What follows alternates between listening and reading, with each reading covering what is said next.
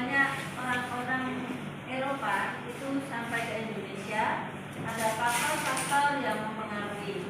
Masih ingat kalian? Masih. Apa faktor kedatangan bahasa Eropa ke Indonesia? Faktor yang pertama, kemajuan ilmu pengetahuan dan teknologi. ya, kemajuan ilmu pengetahuan dan teknologi. Kemudian Penemuan kompas dan jatuhnya teknologi. Konstantinopel ke tangan Turki. Yang ketiga, Yang rempah-rempah. visi. Oh ya, karena rempah-rempah ya. Kemudian yang keempat,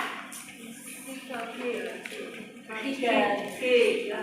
Glory, prosper, gold. Kemudian sudah.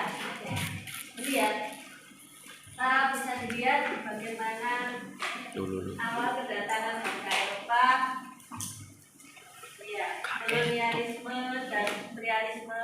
Bisa dilihat dari peta dunia bagaimana jalur perdagangan orang-orang Eropa sampai ke Indonesia. Kalau itu jalur darat ya, yang ada jalurnya itu jalur sutra.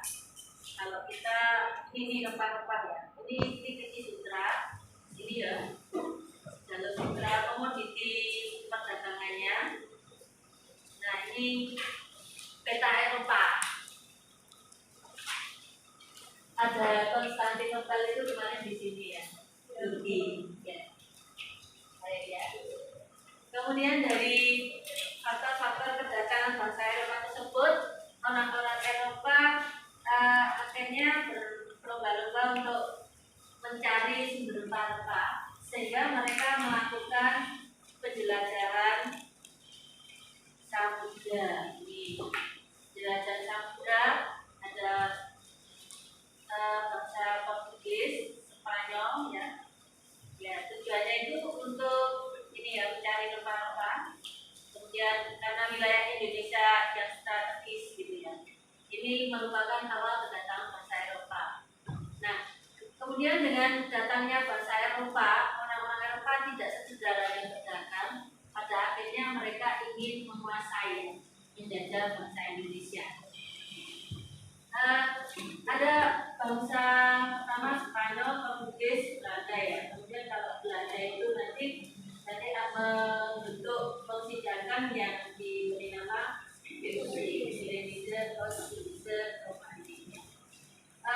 VOC itu memiliki hak istimewa yang disebut dengan hak oktroi ya.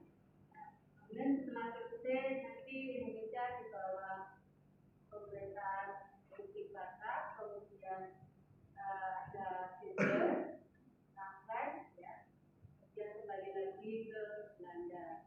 Jadi selama penjajahan Belanda, Indonesia itu mengalami beberapa peristiwa ya. Jadi ada beberapa kebijakan-kebijakan yang diterapkan oleh pemerintah kolonial yang menyebabkan dampak bagi bangsa Indonesia. Kemudian setelah itu kemarin kita juga tidak membahas mengenai perlawanan rakyat ya, sebagai akibat penjajahan Belanda ya.